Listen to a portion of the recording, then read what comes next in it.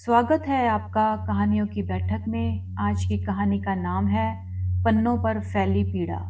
इसकी लेखिका है पूनम अहमद। रात थी कि बीतने का नाम ही नहीं ले रही थी। सफलता और असफलता की आशा निराशा के बीच सबके मन में एक तूफान चल रहा था। ऑपरेशन थिएटर का टिमटिम करता बल्ब कभी आशंकाओं को बढ़ा देता तो कभी दिलासा देता प्रतीत होता। नर्सों के पैरों की आहट दिल की धड़कनें तेज करने लगती। नवीन बेचैनी से इधर से उधर टहल रहा था।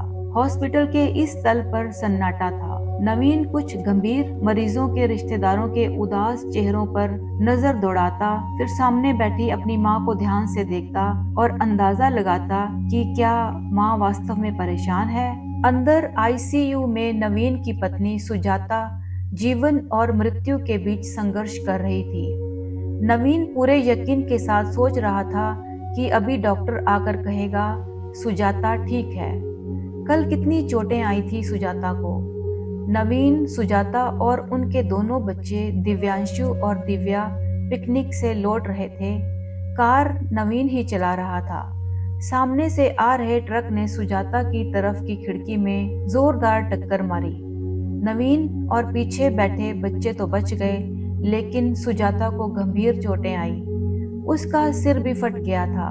कार भी बुरी तरह क्षतिग्रस्त हो गई थी। नवीन किसी से लिफ्ट लेकर घायल सुजाता और बच्चों को लेकर यहाँ पहुँच गया था। नवीन ने फोन पर अपने दोनों भाइयों विनय और नीरज को खबर दे दी थी। वे उसके यहाँ पहुँचने से पहले ही माँ के साथ पहुँच चुके थे। विनय की यहाँ कुछ डॉक्टरों से जान पहचान थी, इसलिए इलाज शुरू करने में कोई दिक्कत नहीं आई थी। नवीन ने सुजाता के लिए अपने दोनों भाइयों की बेचैनी भी देखी। उसे लगा बस माँ को ही इतने सालों में सुजाता से लगाव नहीं हो पाया। वह अपनी जीवन संगिनी को याद करते हुए थका सा जैसे ही कुर्सी पर बैठा तो लगा जैसे सुजाता उसके सामने मुस्कुराती हुई साकार खड़ी हो गई है। झट से आंखें बंद कर ली ताकि कहीं उसका चेहरा आंखों के आगे से गायब ना हो जाए। नवीन ने आंखें बंद की तो पिछली स्मृतियां दृष्टि पटल पर उभर आईं। 20 साल पहले नवीन और सुजाता एक ही कॉलेज में पढ़ते थे। दोनों की दोस्ती कब प्यार में बदल गई उन्हें पता ही नहीं चला। पढ़ाई खत्म करने के बाद जब दोनों की अच्छी नौकरी भी लग गई तो उन्होंने विवाह करने का फैसला किया। सुजाता के माता पिता से मिलकर नवीन को बहुत अच्छा लगा था। वे इस विवाह के लिए तैयार थे, लेकिन असली समस्या नवीन को अपनी माँ वसुधा से होने वाली थी। वह जानता था कि उसकी पुरातन पंथी माँ एक विजातीय लड़की से उसका विवाह कभी नहीं होने देगी। उसके दोनों भाई सुजाता से मिल चुके थे और दोनों से सुजाता की अच्छी दोस्ती भी हो गई थी। जब नवीन ने घर में सुजाता के बारे में बताया तो वसुधा ने तूफान खड़ा कर दिया। नवीन के पिताजी नहीं थे। वसुधा चिल्लाने लगी, क्या इतनी मेहनत से तुम तीनों को पाल पोस कर इसी दिन के लिए बड़ा किया है कि एक विजातीय लड़की बहू बनकर इस घर में आए? यह कभी नहीं हो सकता। कुछ दिनों तक घर में सन्नाटा छाया रहा। नवीन माँ को मनाने की कोशिश करता रहा, लेकिन जब वे तैयार नहीं हुई तो उन्होंने कोर्ट मैरिज कर ली। नवीन को याद आ रहा था वह दिन जब वह पहली बार सुजाता को लेकर घर पहुंचा तो माँ ने कितनी क्रोधित नजरों से उसे देखा था और अपने कमरे में जाकर दरवाजा बंद कर लिया था। घंटों बाद निकली थी और जब वे निकली सुजाता अपने दोनों देवरों से पूछ पूछ कर खाना तैयार कर चुकी थी। यह था ससुराल में सुजाता का पहला दिन। नीरज ने जबरदस्ती वसुधा को खाना खिलाया था। नवीन मूक दर्शक बना रहा था। रात को सुजाता सोने आई तो उसके चेहरे पर अपमान और थकान के मिले जुले भाव देखकर नवीन का दिल भर आया था और फिर उसने उसे अपनी बाहों में समेट लिया था। नवीन और सुजाता दोनों ने वसुधा के साथ समय बिताने के लिए ऑफिस से छुट्टियां ले ली थी। वे दिन भर वसुधा का मूड ठीक करने की कोशिश करते मगर कामयाब ना हो पाते। जब सुजाता गर्भवती हुई तो वसुधा ने ऐलान कर दिया, मुझसे कोई उम्मीद ना करना, नौकरी छोड़ो और अपनी घर गृहस्थी संभालो। ये सुजाता ही थी जिसने सिर्फ माँ को खुश करने के लिए नौकरी छोड़ दी थी। माथे की त्योरियां कम हुई लेकिन खत्म नहीं। दिव्यांशु का जन्म हुआ तो विनय की नौकरी भी लग गई। वसुधा दिन रात कहती, इस बार अपनी जाति की बहू लाऊंगी तो मन को कुछ ठंडक मिलेगी। सुजाता अपमानित सा महसूस करती। नवीन देखता सुजाता माँ को एक भी अपशब्द ना कहती। वसुधा ने खूब खोजबीन करके अपने मन की नीता से विनय का विवाह कर दिया। नीता को वसुधा ने पहले दिन से ही सिर पर बिठा लिया। सुजाता शांत देखती रही। नीता भी नौकरी पेशा थी। छुट्टियां खत्म होने पर वह ऑफिस के लिए तैयार होने लगी तो वसुधा ने उसकी भरपूर मदद की। सुजाता इस भेदभाव को देखकर हैरान खड़ी रह जाती। कुछ दिनों बाद नीरज ने भी नौकरी लगते ही सुधा से प्रेम विवाह कर लिया। लेकिन सुधा भी वसुधा की जाति धर्म की कसौटी पर खरी उतरती थी, इसलिए वे सुधा से भी खुश थी। इतने सालों में नवीन ने कभी माँ को सुजाता से ठीक तरह से बात करते नहीं देखा था।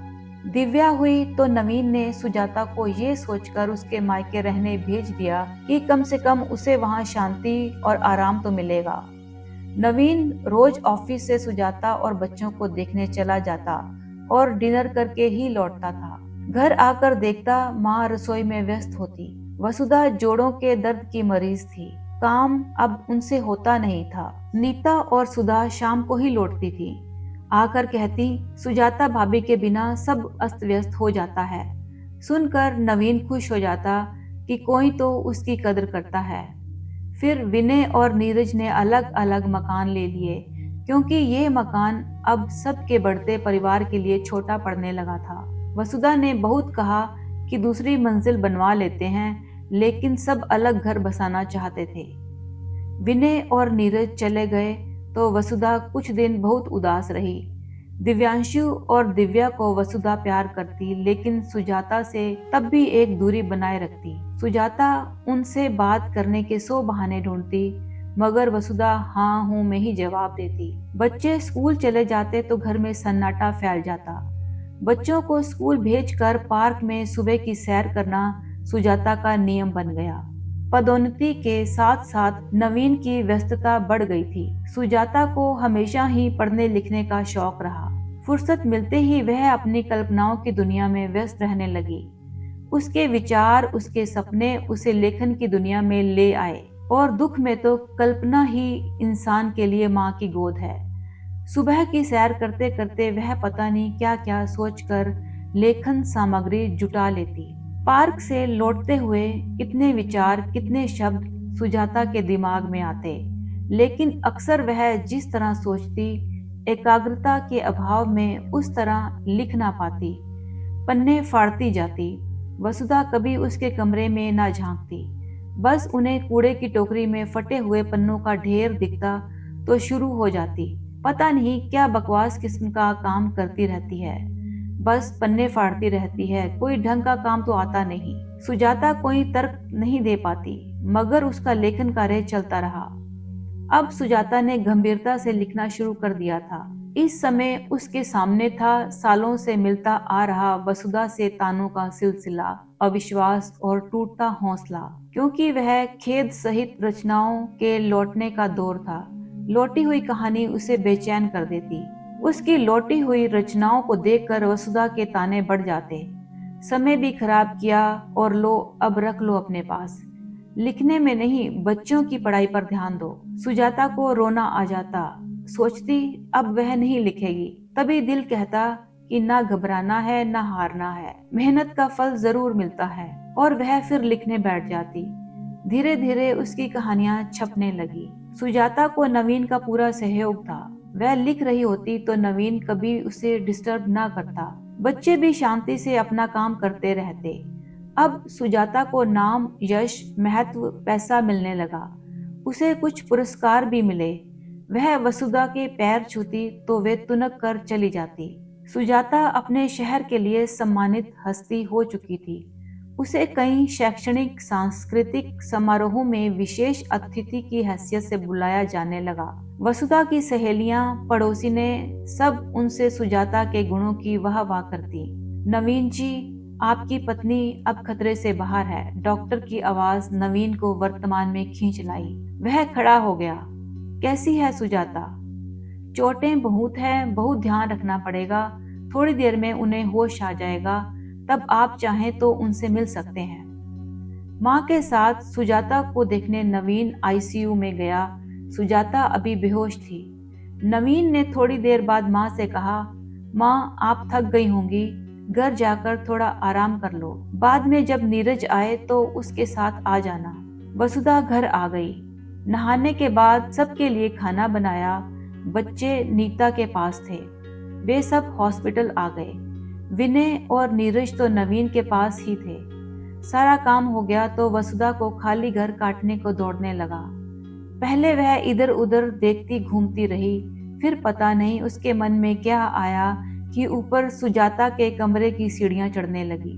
साफ सुथरे कमरे में एक और सुजाता के पढ़ने लिखने की मेज पर रखे सामान को वे ध्यान से देखने लगी। अब तक प्रकाशित 2 कहानी संग्रह, 4 उपन्यास और बहुत सारे लेख जैसे सुजाता के अस्तित्व का बखान कर रहे थे।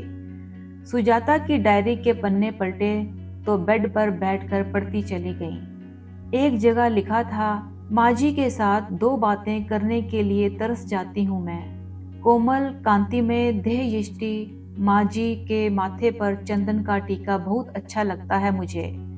मम्मी पापा तो अब रहे नहीं। मन करता है माँ जी की गोद में सिर रखकर लेट जाऊं और वे मेरे सिर पर अपना हाथ रख दें। क्या ऐसा कभी होगा?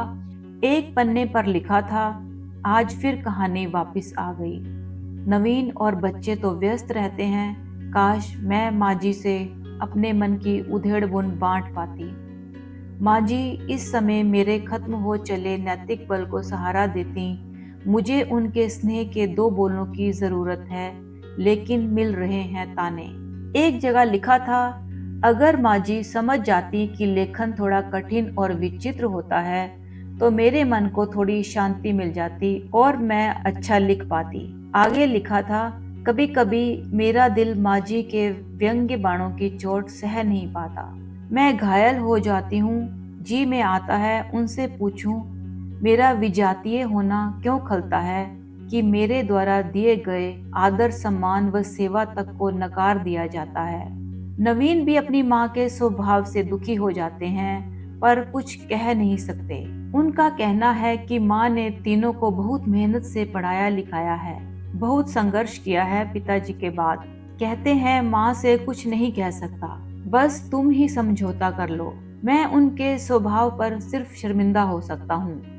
अपमान की पीड़ा का अथाह सागर कभी कभी मेरी आंखों के रास्ते आंसू बनकर बह निकलता है। एक जगह लिखा था, मेरी एक भी कहानी माँ जी ने नहीं पढ़ी। कितना अच्छा होता जिस कहानी के लिए मुझे पहला पुरस्कार मिला वह माँ जी ने भी पढ़ी होती। वसुधा के स्वभाव से दुखी सुजाता के इतने सालों के मन की व्यथा जैसे पन्नों पर बिखरी पड़ी थी।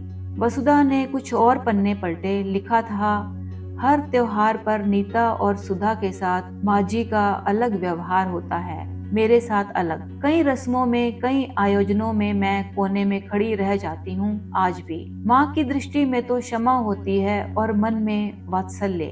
पढ़ते पढ़ते वसुधा की आंखें झमाझम बरसने लगी। उनका मन आत्मग्लानि से भर उठा। फिर सोचने लगी कि हम औरतें ही औरतों की दुश्मन क्यों बन जाती हैं। कैसे वे इतनी क्रूर और असंवेदनशील हो उठी। ये क्या कर बैठी वे। अपने बेटे बहू के जीवन में अशांति का कारण वे स्वयं बनी। नहीं, वे अपनी बहू की प्रतिभा को बिखरने नहीं देंगी। आज यह मुकदमा उनके मन की अदालत में आया और उन्हें फैसला सुनाना है। भूल जाएंगी वे जात पात को, याद रखेंगी सिर्फ अपनी होनहार बहू के गुणों और मधुर स्वभाव को। वसुधा के दिल में स्नेह उदारता का सैलाब सा उमड़ पड़ा। बरसों से जमे जाति धर्म के भेदभाव का कुहासा स्नेह की गर्मी से छटने लगा।